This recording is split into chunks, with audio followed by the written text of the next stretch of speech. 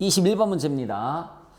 주식회사 이슬의 작업 활동별 예산 자료와 생산 자료는 다음과 같다라고 나와 있습니다. 활동별 예산 자료, 활동기준 원가 계산이에요. 활동기준 원가 계산. 작업 활동별 예산 자료를 봤더니 제주간접비라고 나와 있죠. 괄호 닫고 제주간접비라는 표현이 나오면 이 회사는 개별 원가 계산을 쓰는 회사구나 라고 알아두시면 됩니다. 제조간접비라는 표현이 나왔으니까는 개별 원가 계산을 쓰는 회사입니다. 작업활동 나와 있고요. 생산 관련된 자료에 봤더니 생산 수량부터 해서 직접 재료비, 직접 노비라는 게 나와 있습니다. 특수형, 여러분들 일반형이 아니라 일반형과 특수형이 있는데 특수형 제품의 단위당 제조원가를 물었습니다. 특수형. 자, 여러분들 직접 재료비, 개별 원가 계산이니까 직접 재료비가 있고요. 직접 노무비가 있어요. 그 다음에 또 뭐가 있습니까? 제조 간접비가 있습니다. 직접 노무비, 특수형의 직접 재료비가 얼마입니까? 600만 원이죠. 600만 원. 특수형의 직접 노무비는 300만 원 나와 있어요. 300만 원. 제조 간접비가 활동별로 나와 있단 말이에요. 재료 처리, 제조 간접비가 활동별로 재료 처리가 있고 그 다음에 또 뭐가 있느냐면 절삭이 있습니다. 그 다음에 또 뭐가 있냐면 조립이라는 게 있죠. 조립. 그 다음에 또 뭐가 있습니까? 포장이라는 것이 있습니다. 포장. 재료 처리는 단위당 원가가 얼마라고 나와 있어요? 단위당 원가가 15원 나와 있어요. 15원. 절삭은 20원 나와 있고요. 조립은 150원. 그 다음에 포장은 300원이 나와 있습니다. 300원 곱하기 재료 처리는 부품의 수로다가 배부를 한다고 나와 있어요. 부품의 수가 9만 개가 들어가 있어요. 9만 개. 부품의 수가 9만 개입니다. 부품의 수는 9만 개. 제품을 하나 만드는데 9만 개가 들어갑니다. 그럼 9만 개 일단은 절삭은 얼마라고 절삭은 역시 마찬가지 부품의 수입니다. 9만 개. 9만 개가 나와 있고요. 그 다음에 조립은 직접 작업 시간이 몇 시간이라고 나와 있습니까? 6,000시간이라고 나와 있어요. 6,000시간. 그 다음에 포장된 제품의 수가 몇 개입니까? 3,000개라고 나와 있고요. 3,000개. 그러면은 15원 곱하기 9만 개입니다. 15원 곱하기 9만 개. 135만 원 나와 있죠? 135만 원. 여기는 180만 원 나와 있고요. 180만 원. 15원 곱하기 6천 했더니 9만 원이 나옵니다. 9만 원. 그리고 90만 원이 되겠죠? 90만 원. 그러면 제주간접비를 다 더해 주시면은 135만 원 플러스 180만 원. 180만 원 플러스 9만 원 플러스 90만 원이에요. 그랬더니 414만 원. 414만 원이 제조간접비가 돼서 플러스 재료비랑 노비랑 더해졌어요. 그랬더니 1314만 원이 나옵니다. 1314만 원이 나오는데 단위당 제조 원가를 물었으니까는 나누기 생산량 3,000개를 해주시면 되겠죠. 나누기 생산량 3,000개를 해주면은 4,380원. 잠깐만요. 뭘 제가 빠뜨렸을까요? 직접 재료비 600만 원, 직접 노비가 300만 원, 그죠? 제조 간접비가 135만 원, 180만 원, 조립비. 얘가 15원이 아니라 150원이죠? 150원입니다. 150원 곱하기, 그죠? 6,000시간을 하면, 150원 곱하기 6,000시간을 하면 90만 원인데, 죄송합니다. 90만 원이죠? 90만 원. 그러면은 제조 간접비가 180만 원, 360만 원, 495만 원, 495만 원이 돼서 1314만 원이 아니라 1395만 원, 1395만 원이에요. 그러면 1395만 원 나누기 3,000개 생산을 했으니까 4,650원. 1번이 답이 되는 거죠. 1번. 답은 1번입니다. 지우면서 한번 볼게요. 직접 재료비, 직접 노비, 제조간접비라고 나와 있으니까 이거는 개별 원가 계산을 쓰는 회사의 활동기준 원가 계산이다 라고 생각을 해주시면 돼요. 그래서 직접 재료비 나와 있고 직접 노비도 나와 있어요. 제조간접비가 재료 처리, 절삭, 조립, 포장으로 나눠져 있을 뿐입니다. 거기 배부 기준이 부품의 수라고 나와 있으니까 부품의 수를 재료 처리와 절삭은 곱해주시면 되고요. 조립은 직접 작업 시간이라고 나와 있으니까 시간을 곱해주시고 포장은 완성된 제품의 수라고 나와 있으니까 생산량을 곱해주시면 제조 간접비가 나올 겁니다. 그러면 재료비, 노무비, 제조 간접비 도해에서 완성 수량으로 나눠주시면 됩니다. 22번 총 제조원가는 다음과 같다라고 나와 있어요.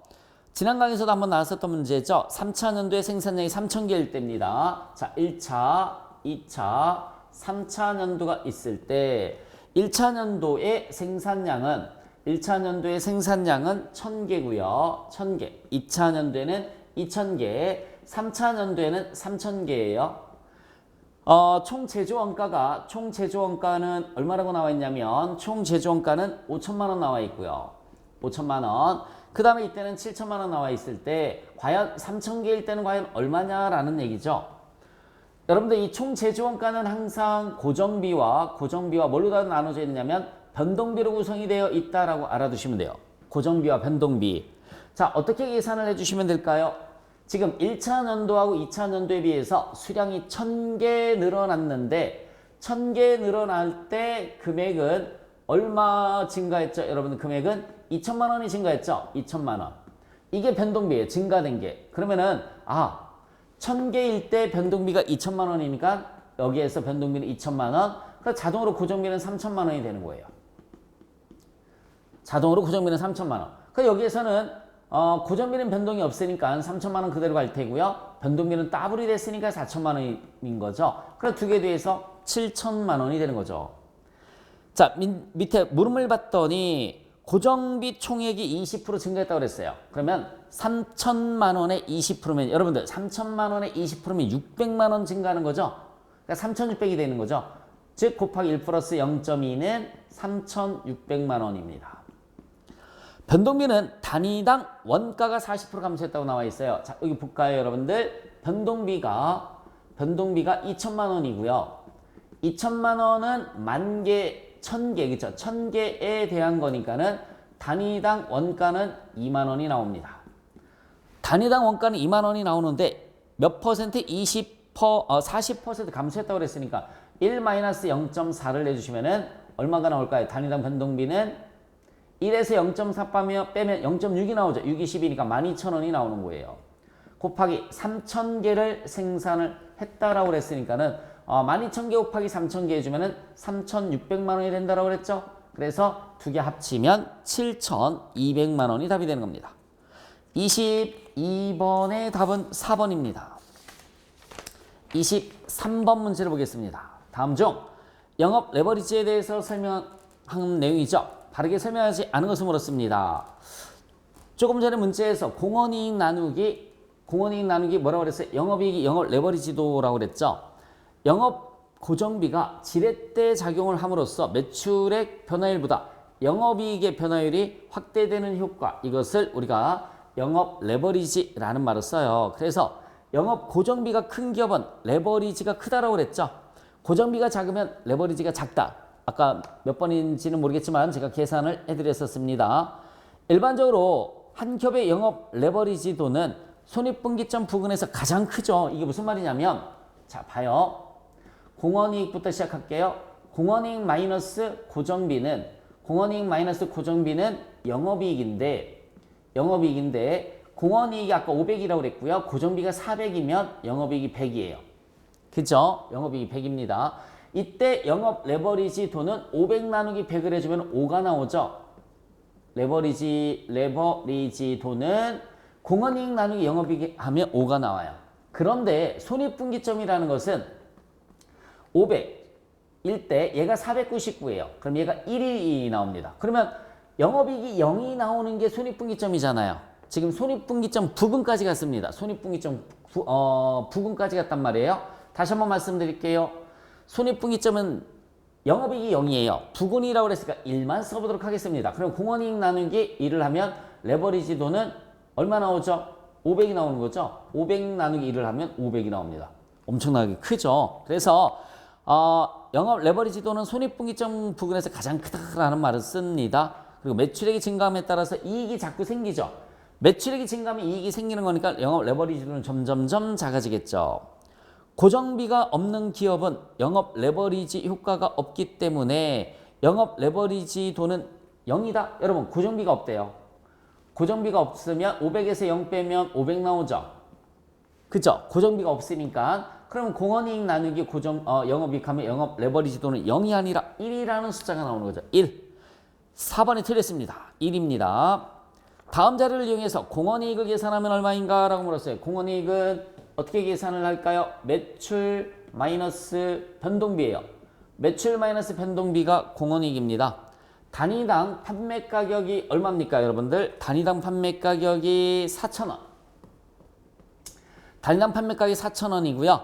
변동비, 변동제조원가, 변동판매관리비 두 개 더해줬더니 2,700원이죠. 2,700원.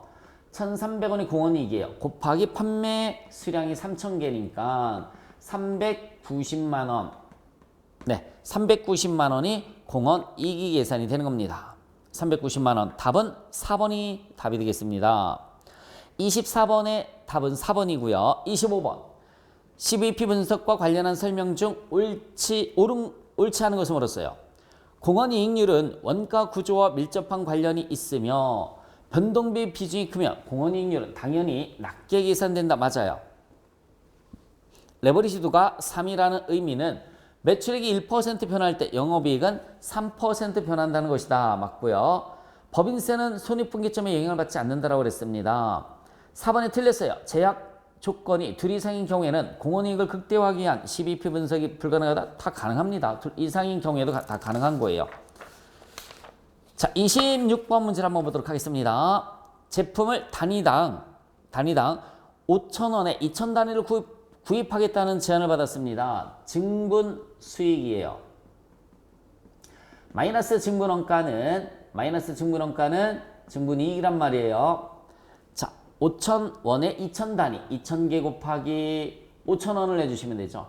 2,000개 곱하기 5,000원 하면 1,000만원입니다. 1,000만원. 제품과 관련된 자료는 다음과 같다. 위 주문을 수락하더라도 시설이나 고정비에는 아무런 영향을 초래하지 않는다. 변동비만 들어간다는 얘기죠. 변동비만 더 들어간다는 얘기입니다. 변동비 계산 한번 해볼까요? 재료비가 변동비, 노무비도 변동비, 변동제조간접비까지 하면 3,700원에다가 변동판매관리비가 얼마 있습니까 여러분들? 250원이 있으니까 3,950원이죠. 3,950원. 그러면 2,000개 곱하기 3,950원 하면 790만 원이 나와요. 790만 원이 나옵니다. 210만 원의 증분이익이 나오니까 당연히 수락을 해줘야 되겠죠. 시설이나 고정비에는 아무런 영향을 미치지 않는다. 그러니까 변동비만 더 들어간다라는 그런 표현이었습니다. 27번입니다. 제조에 필요한 부품을 자가 제조할 것인지 아니면 외부에서 구입할 것인지 여부에 대한 의사결정을 하려고 한다. 옳은 것을 물었습니다. 여러분들 변동원가만 관련 원가가 되는 것은 아니고요. 고정 원가 중에서도 회피 가능한 원가는 관련 원가가 됩니다. 고정 원가가 당의 의사결정과 관계없이 계속 발생하면 고정 원가는 비관련 원가가 되겠죠. 회피 불가능한 거니까 회피 불가능한 원가는 비관련 원가입니다. 당의 의사결정에 따라 회피 가능한 고정비, 네, 관련 원가 맞습니다. 동그라미 3번이 맞는 거예요. 28번. 300벌에 대한 원가가 2,100만 원인데 여러분들 300벌에 대한 원가가 2,100만 원인데 그대로 3만 원에 처분할 수 있대요. 적자를 보더라도 3만 원에 처분할 수 있다고 합니다. 그럼 900만 원에 처분할 수 있는 거죠. 근데 이 300벌을 500만 원을 투입해서 개조한 후에는 5만 원에 처분할 수 있다고 나와 있어요. 어떤 게 유리한지 따지는 겁니다. 그러면 1,500만 원이죠. 그런데 추가 비용이 500만 원이 들어갔으니까 추가 비용을 빼주시면 결국은 1,000만 원이죠. 여러분 그대로 판매하는 것보다는 개조해서 판매하는 것이 100만 원만큼 유리하죠. 1번이 답이에요. 1번. 그대로 팔면 900인데 개조해서 팔면 1,000만 원을 얻을 수 있는 거잖아요. 추가 비용 빼고도. 그러니까 개조해서 판매하는 것이 100만 원만큼 유리하다. 1번이 답입니다. 자, 29번 문제. 자본 예산을 편성하기 위해서 현금 흐름을 추정할 때 주의해야 할 사항으로 옳지 않은 것을 물었습니다. 과거에 투자 결정을 통해서 이미 현금 유출이 이루어진 매몰 원가는 고려하지 말아야 된다. 맞죠? 매몰 원가는 고려 대상이 아닙니다. 고정자산에 대한 실제 현금 유출은 이미 그 투자 시점에 전부 현금 유출로 파악됐으므로 감가상각비를 다시 현금 유출로 계산하는 것은 이중계산이 되겠습니다. 감가상각비를 계산함으로써 발생하는 세금의 절약분인 감가상각비 감세효과는 현금 흐름을 파악할 때 반드시 파악을 해줘야 되는 거고요. 이자 비용은 현금 유출 현금 흐름 추정에 반영하지 않습니다. 4번이 틀렸어요. 30번. 내용연수 3년인 기계장치에 투자하려고 한다. 기계장치를 구입하면 처음 2년 동안은 500만 원을 처음 2년 동안은 500만 원 써볼게요. 이렇게 썼습니다. 500만 원을 마지막 3년째는 300만 원의 현금 지출 운용비를 줄일 수 있다라고 나와 있어요. 최저 필수 수익률은 12%이고요. 현재 가치가 800만 원이라고 할 때 투자액의 현재 가치가 800만 원일 때 수년제 가치 NPV는 얼마인가 이렇게 물었습니다. 기계장치에 대한 투자안의 NPV 수년제 가치는 얼마인가? 자 여러분 500만 원은 동일한 금액이면서 칠판 잘 봐요. 몇 년입니까? 2년이죠. 곱하기 2년일 때의 연금현가를 계산을 해주시면 돼요. 2년일 때 연금현가 거기 보시면은 우리 현가라는 게 있어요. 여러분들 현가가 있고 연금현가라는 게 있어요. 1년, 2년, 3년일 때 현가는 특징이 0.0. 이렇게 나오고요. 연금현가는 0.1, 2. 이런 식으로다가 넘어갑니다. 그 1년일 때 현가는 0.89죠. 똑같아요. 첫 번째 연도는 똑같아요. 2년일 때 연금현가가 1.69라고 나와 있어요. 그쵸? 그러면은 현가는 빼주시면 돼요. 1.69에서 네 마이너스 얼마를 빼주시면 된다고요? 0.89를 빼주는 거예요. 0.89를 빼주시면은 0.8이 나옵니다. 3년일 때 2.40이 나왔네. 2.40. 그러면 2.40에서 1.69를 빼주시면 돼요. 2.40에서 마이너스 1.69를 빼주시면은 0.71이 나옵니다. 0.71. 이런 식으로 현가와 연금현가를 계산을 해주시면 돼요. 그러면 지금 칠판에서 500만 원은 2년째까지는 동일한 금액이니까는 2년이면서 동일한 금액이니까 연금현가 1.69를 곱해주시면 돼요. 500만 원 곱하기 1.69를 해주시면은 845만 원이 나옵니다. 845만 원이 나와요. 그 다음에 300만 원은 혼자죠. 이때는 현금 운용 지출하고는 관련했고 혼자입니다. 곱하기 그러면 현가 3년일 때 현가 0.72를 곱해주시면 되는 거죠. 그래서 300만 원 곱하기 0.71을 해주시면은 213만 원이 나오고요. 213만 원. 그러면 두 개를 플러스 해주면 1058만 원의 현재 가치가 계산이 되죠. 자, 기계장치를 얼마 투자했다고 그랬습니까, 여러분들? 투자액이 800만 원이라고 그랬으니까 마이너스 투자에 800만 원을 빼주시면은 수년제 가치가 258만 원으로 계산이 되는 겁니다. 수년제 가치는 258만 원. 답은 1번이 답이 되는 거죠. 여러분들 현가와 연금현가 구하는 방법이었어요. 다시 한번 현가는 계속 0.0.0. 이렇게 가는 게 현가고요. 연금현가는 누적되는 거예요. 0.1, 2. 이런 식으로 누적되는 겁니다. 그래서 이렇게 두 개 더해주시면 연금현가가 되고요. 세 개를 더해주시면 현가가 되는 거예요. 그러니까 반대로 빼주시면 돼요. 여기에서 빼주면 현가. 여기에서 2.4에서 1.69를 빼주면 3년일 때 현가가 계산이 됩니다. 현가와 연금현가 계산을 해주신 다음에는 500만 원은 2년이니까 2년일 때 연금현가를 계산을 해줬고요. 300만 원은 3년일 때 현가를 가지고서 현재 가치를 계산을 해주시면 1058만 원의 현재 가치가 나와요. 여기서 투자액을 빼주시면은 NPV가 계산이 되는 겁니다. 자, 그 다음에 31번. 수년제가치법에 대한 설명이 가장 적절하지 않은 것을 물었습니다. 당연히 수년제가치가 0보다 크면 투자안을 채택해 줘야 되고요. 상호 독립적인 투자안의 경우에도 가치가산의 원칙이 성립이 됩니다. 금액을 갖고 계산을 하는 거기 때문에 가치가산의 원칙이 성립이 되고요. 수년제가치법에 의하면 기업의 가치를 극대화할 수 있는 투자안을 선택할 수가 있습니다. 투자 기간 동안 현금 흐름을 내부 수익률로 재투자한다고 가정한다. 이건 우리가 뭐라고 하냐면 내부 수익률법이라는 말을 씁니다. 내부 수익률법이란 말 써요. 자, 틀린 것은 4번이었고요. 32번입니다. 주식회사 이슬에 새로 부임한 최 이사는 올해 철저한 성과평가 제도의 도입을 검토하고 있다. 이에 따라 인사관리부서 실무 담당자들은 성과평가 제도 설계에 대해서 아래와 같이 추정하고 있는데 이 중 가장 올바르지 않은 주장을 펼치는 실무 담당자는 누구인가? 정부장. 효율적인 성과평가 제도는 기업 구성원들의 성과 극대화 노력이 기업 전체 목표의 극대화로 연결될 수 있도록 설계되어야 된다. 맞죠?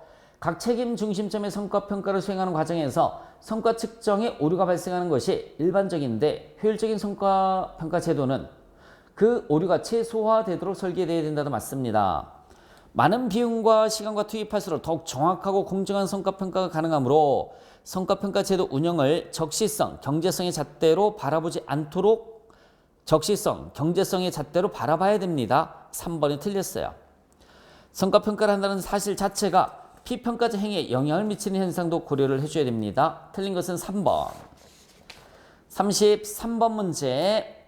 완전 경쟁 시장이 존재하는 경우 분권화된 사업부 조직에서 사업부 간 공정한 성과평가의 기준으로 적절한 기준을 물었습니다. 여러분, 각 사업부에서 고정비는 우리가 성과평가를 한다라고 하면 만약에 매출 마이너스 변동비는 공헌이익, 공헌이익 마이너스 고정비는 영업이익, 여기에서 고정비는 우리 각 부서에서 책임질 수 없는 거죠. 변동비를 가지고서 성과평가를 해줘야 됩니다. 답은 4번이죠. 다시 한번 말씀드릴게요. A라는 지점에 있는 직원들이 A라는 지점의 고정비인 집세를 책임질 부분은 아니잖아요. 변동비를 책임지는 거죠. 변동비, 전기요금이나 수도요금이나 밥값이나 회식비나 이런 건 아낄 수 있어도 집세를 아낄 수는 없는 거잖아요. 그러니까 변동비를 가지고서 성과평가를 한다라는 얘기입니다. 34번. 가격 차이는 얼마인가? 가격 차이를 물었을 때는 여러분들 어떻게 계산해 주시면 되죠? 실제 가격에서 표준 가격을 빼주시면 되죠. 실제 가격에서 표준 가격을 빼주시면 돼요. 여러분들 실제 판매 가격은 3,200원이 나와 있고요. 표준 판매 가격이 얼마라고 나와 있습니까? 3,000원. 그럼 일단 유리한 차이네요. 내가 표준 정해놓은 게 3,000원인데 실제 가격이 3,200원이니까 200원만큼 유리한 차이입니다. 곱하기 뭡니까? 실제 수량을 해주시면 되는 거죠. 실제 수량은 280개가 나와 있어요. 그러면은 56,000원만큼 유리한 차이가 발생을 했습니다. 답은 4번이네요. 35번. 투자 수익률은 영업이익을 투자액으로 나누어 계산한 수익성 지표이다. 투자 수익률 증대방으로 틀린 것을 물었습니다. 매출액 증가시켜야 되겠죠? 판매관리비는 감소시켜야 되고요. 총자산 회전율 증가시켜야 되고요. 재고자산 보유기간을 감소시켜야 되겠죠? 3번이 틀렸습니다. 자녀이익을 물었어요. 자녀이익 지난 강의에서도 풀어드렸었던 것 같은데 매출액 나누기 평균 자산을 해주면은 자산 회전율이 나옵니다. 자산 회전율이 나와요. 매출액 나누기 다시 한번 표현할게요. 매출액 나누기 평균 자산을 해주시면 자산 회전율이 나와요. 매출액은 1억 나누기 평균 자산이 안 나와 있지만 회전율이 5회라고 나와 있으니까 평균 자산은 2천만 원으로 계산이 될 겁니다. 평균 자산 2천만 원 곱하기 최저 필수 수익률 몇 퍼센트라고 나와 있어요? 15%라고 했으니까 300만 원의 최저 필수 수익이 나오죠. 그런데 영업이익을 얼마 달성을 했습니까? 700만 원 달성을 했으니까 자녀이익은 얼마가 되겠어요? 당연히 400만 원으로 계산이 됩니다. 자녀이익은 400. 답은 3번이 답이 되는 거죠. 매출액 나누기 다시 한번 공식 잘 보시기 바랍니다. 매출액 나누기 평균 자산이 자산 회전율이에요. 그래서 평균 자산 2천만 원 나왔으니까는 2천만 원 곱하기 최저 필수 수익률 15% 하면 300만 원 나오죠. 700에서 영업이익에서 300만 원 빼주면 자녀이익이 계산이 됩니다. 37번 문제예요. 37번. A 사업부가 있고요. B 사업부가 있습니다. 투자액이 2천억이에요. 2천억. 여기는 4천억입니다. 순이익은 400억이고 여기는 720억이에요. 720억. 그러면 투자 수익률은 몇 퍼센트가 나오냐면 투자 수익률은 400억 나누기 2천억. 이는 20%가 나오죠. 순이익 나누기 투자액을 내주시면 돼요. 그러면 투자 수익률이 20%. 여기는 720억 나누기 4천억이죠. 18%가 나옵니다. 18%. 그러면은 최저 필수 수익은요. 최저 필수 수익은 2천억 원에 몇 퍼센트라고 나와 있습니까? 자본 비용이 10%니까 최소 자본 비용만큼은 벌어야 되는 거죠. 최소 자본 비용만큼은 벌어야 돼요. 그걸 최저 필수 수익이라고 합니다. 2천억에 10%면 200억을 벌어야 되는데 200억을 벌어야 되는데 잔여 이익이 얼마 계산이 되느냐면 400억을 벌었단 말이죠. 그러니까 400억에서 200억 빼주면 잔여 이익은 200억이 됩니다. 얘네는 최저 필수 수익이 4천억에 10%면 400억이죠. 400억이에요. 잔여 이익은 720억에서 400억을 빼주면 320억이 나옵니다. 여러분 투자 수익률로 따졌더니 A가 유리하고 잔여 이익으로 따지면 뭐가 유리합니까? B가 유리합니다. 동그라미 1번이 답이죠. 투자 수익률 평가하면 A, 잔여 이익으로 평가하면 B가 더 우수한 결과가 나온다. 1번이 답이 되는 겁니다. 1번. 38번 문제를 보겠습니다. 경제적 부가가치와 관련된 설명이다. 틀린 것을 물었어요. 매출 채권 회전율이 감소하면 경제적 부가가치는 감소하는 거죠. 회전율이 많아야 좋은 거잖아요. 회전이 빨리빨리 돼야지 좋은 겁니다. 회전율은 높아야 좋은 거예요. 1번이 틀렸어요. 재고자산 회전율을 높이면 당연히 경제적 부가가치 증가하는 거죠. 투하자본에 대한 자본 비용이 높아지면 경제적 부가가치는 감소합니다. 경제적 부가가치를 높이기 위해서는 투하자본을 회수해서 자본 비용을 줄이는 방안이 있습니다. 맞고요. 틀린 것은 1번이었습니다. 39번. 제품 A와 B에 관련된 자료가 다음과 같을 때 매출 가격 차이와 조업도 차이에 대한 설명이다. 바르게 설명하고 있지 않은 것을 물었습니다. 자, 우리 매출 가격 차이를 먼저 계산해 볼까요? 가격 차이니까 가격에서 가격을 빼주면 되죠. 실제 가격에서 예상 가격, 그렇죠? 예산 가격을 빼주시고 실제 수량을 곱해주시면 돼요. 실제 수량을 곱해주시면은 가격 차이가 발생을 합니다. A가 있고 B가 있습니다. A는 실제 가격이 2,200원이죠. 2,200원. 예산 가격은 2,000원입니다. 예산 판매 가격은 2,000원. 유리한 차이네요. 내가 예상하고 있었던 것보다 비싸게 팔았잖아요.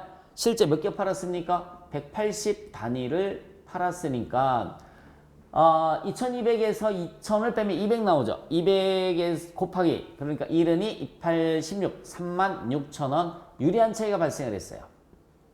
유리한 차이. 얘는 우리 여러분들 재료비 가격 차이, 농업비 임률 차이 이런 거 계산할 때만 마이너스가 유리, 플러스가 풀리고요. 나머지는 플러스가 유리, 마이너스가 풀립니다. 저 헷갈리시면은 그냥 상식적으로 생각하시면 돼요. 예산보다 많이 팔았죠? 그럼 유리한 차이입니다. B는 실제 가격이 2,900원이에요. 2,900원. 마이너스 예산 가격은 3,000원이죠. 여러분 이거 봐요. 3,000원을 예상하고 있었는데 2,900원에 팔았으니까 불리한 차이가 발생을 했잖아요. 실제 수량은 180단위입니다. 실제 수량은 180단위. 그러면 18,000원. 18,000원 불리한 차이가 생긴 거죠. 18,000원 불리한 차이. 자, 그 다음에 조업도 차이는 수량의 차이예요. 실제 수량 마이너스 예산 수량. 마이너스 예산 수량 곱하기 얘는 예산 가격을 해줍니다. 예산 가격을 계산을 해주시면 돼요. 예산 가격. 요 밑에다 쓸까요? 요 밑에다 쓰면 조금 더 나을 수도 있겠네요. 실제 수량 잘 보세요. 실제 수량이 내려오시면 되죠. 실제 수량 마이너스 예산 수량. 예산 수량 곱하기. 자, 예산 가격이 넘어가면 되는 거잖아. 그렇죠? 예산 가격이 넘어가시면은 수량의 차이. 이걸 조업도 차이라는 말을 씁니다. 조업도 차이라는 말을 써요. 자, 그러면 실제 수량이 몇 단위죠? 180단위. A부터 보시면은 180개예요. 내가 예상하고 있었던 게 200개인데 200개 예상하고 있었는데 180밖에 팔지 못했으니까 불리한 차이가 발생을 했습니다. 곱하기 예상 가격이 얼마입니까? 2,000원. 그러면 4만 원 불리한 차이인가요? 그죠? 4만 원. 180에서 내가 예상하고 있었던 게 200개인데 180밖에 못 팔았으니까 20개만큼 20개 곱하기 2,000원 하면 4만 원 불리한 차이가 발생을 했습니다. 불리한 차이가 발생을 했고요. B는요. B는 자 180개 팔았어요. 내가 예상하고 있었던 게 150개인데 그럼 B는 유리한 차이가 발생을 했네. 그렇죠? B는 유리한 차이가 발생했습니다. 3,000원 곱해주시면 됐죠. 30개 곱하기 3,000이니까 9만 원 유리한 차이가 발생을 했습니다. 자, 동그라미 1번에 봤더니 제품 A에 대해서 A 보세요. 예산보다 높은 가격으로 판매한 결과 A는 유리한 차이가 발생을 했죠. 맞죠? 네, 유리한 매출 가격 차이가 발생했습니다. 제품 A의 경우 예산보다 실제 판매 가격은 높았죠. 하지만 예산 매출 실행을 달성하지 못해서 불리한 매출 조업도 차이가 발생을 했습니다. 불리한 차이가 발생을 했어요. 제품 B는 자 실제 판매 가격이 예산에 미치지 못했죠. 그래서 불리한 차이가 발생을 했어요. 근데 매출 총 차이는 유리한 차이가 생겼어요. 봐요. B를 봐요. B 보시면은 여기는 18,000원 불리한데 유리한 게 훨씬 더 크잖아요. 9만 원 유리하니까 토탈 매출 총 차이는 유리한 차이가 72,000원만큼 발생을 했습니다. 3번이 틀렸어요. 제품 B는 불리한 가격 차이를 초래하였지만 매출 수량의 증가로 유리한 조업도 차이를 보이고 있습니다. 올바르지 않은 것은 3번이죠. 40번. 아래에 주어진 재무 자료를 이용해서 경제적 부가가치를 계산하면 얼마인가? 라고 물었습니다. 여러분들 일단 영업이익이 얼마인지 계산을 한번 해볼까요? 영업이익. 매출 마이너스 매출원가는 매출 총이익이죠. 매출 총이익이 40억. 매출 총이익 마이너스 판매관리비 영업이익이죠. 영업이익은 30억. 그런데 밑에 영업의 수익과 영업의 비용이 있으면 거기까지 다 반영을 해줘야 돼요. 35억에서 그죠? 8억 원을 빼주면 27억이 나옵니다. 27억. 그리고 나서 영업의 수익과 영업의 비용까지 다 반영을 해줬어요. 투하 자본이 100억이에요. 100억 원이고요. 이 중에서 타인 자본이 50억입니다. 타인 자본이 50억, 자기 자본이 얼마입니까? 역시 50억이에요. 자본 비용은 타인 자본이 6%니까 6, 5, 33억이 되겠죠? 자기 자본 비용은 8%니까는 8, 5, 44억이 될 테고요. 토탈 7억입니다. 7억이 자본 비용이 되는 거예요. 7억이 자본 비용이 되는 거니까 경제적 부가가치 EVA는 20억으로 계산이 됐습니다. 답은 4번이 답이 되겠어요. 답은 4번입니다. 자, 우리 2회 문제까지 풀어봤습니다. 수고하셨습니다.